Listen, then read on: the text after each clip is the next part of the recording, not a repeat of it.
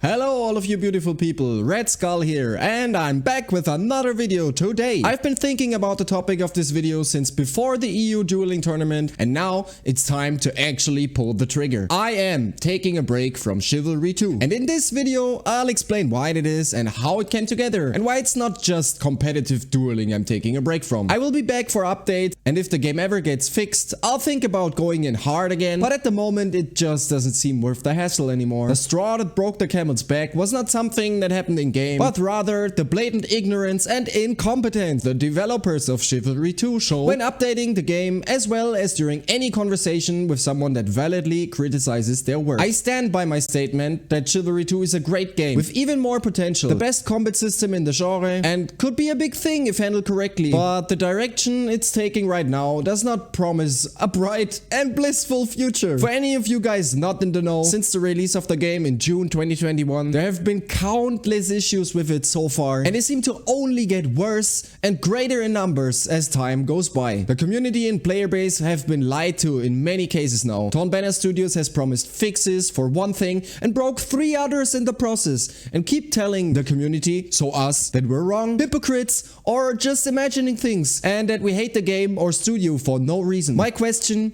for any individual claiming one of those former things is, do you really think someone like me that invested over 500 hours into the game since June does hate the game? Do you really think the players that play this game religiously, that try to organize tournaments, spread knowledge about the game, increase the overall skill base of the general player base, hate it?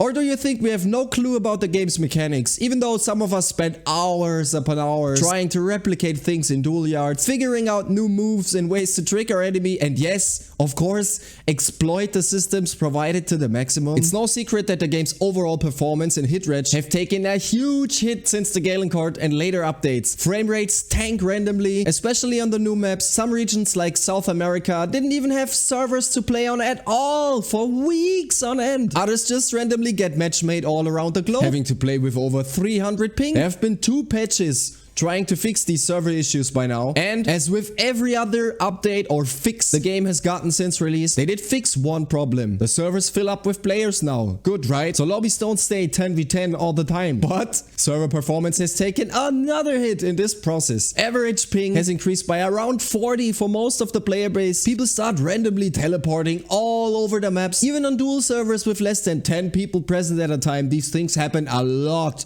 since the last fix. Not only did the performance of servers degrade even further, but the registration of attacks, especially for overheads and stabs, also works even less now. This might not be visible for a lot of the player base because they're too busy alternating between left and right click to recognize it, but if you pay at least some attention to what's happening on screen, you will see it happen and you will not know what causes it. The developers have no answer to any of that, but rather try to blame it onto the individual, claiming the observations are wrong or we are imagining things. How can many people imagine the same things happening on different servers, different regions, different perspectives played in, different computer settings, different computers, whatever possible? All imagine the same thing on an individual basis. Is this some kind of mass psychosis going on? No, I don't think so. I'm not a developer or anything, but my biggest question is, how do you make a product worse with every update or fix you bring out? Is there no internal testing or director managing the game's development? Well, I've got the answer. If we look at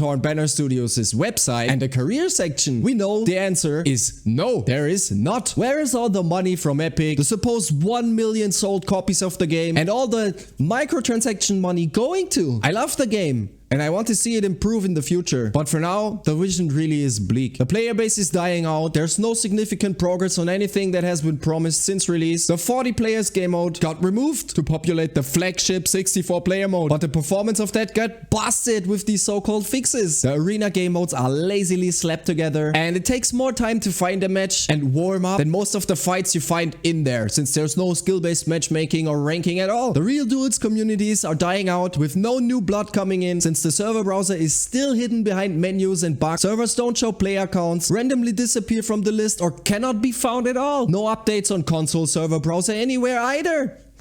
Some people still cannot even form same platform parties, by the way. The developers don't acknowledge any of these problems, but rather blame us, the players, and Also paying customers. There's still no communication at all aside from the aforementioned gaslighting, and these are the reasons I'm taking a break. Now, what's to come until any of this gets resolved, you might ask? Well, it's easy. We're playing some more Mordhau on Monday until it's getting better, and if not, we'll find something different. We had a ton of fun playing Mordhau so far. We formed caveman families, had parties with bards and music. We got bonked by Santa, killed by Buzz Lightyear and Teenage Mutant Ninja Turtles. We parkoured our way through the kind of horrible layouted maps and slew hundreds of enemies in the horde mode. So there's definitely a lot of fun and interesting content to be experienced in that game. If you guys want me to analyze your Chivalry 2 gameplays to help you improve at the game and break it down for you, just as I did for my own fights in the tournament, you can send me links to your clips on Discord, message me via email, Twitter or Reddit, or even down in the comment section, and I'll do my best to help you get better KDAs and improve at the game overall. For Wednesday streams, we will stick to Splitgate, and for Friday, I'll leave an audio cue right here, right now. I have been Red Skull, you guys have been awesome, as always. If you want to see more high-octane gaming content,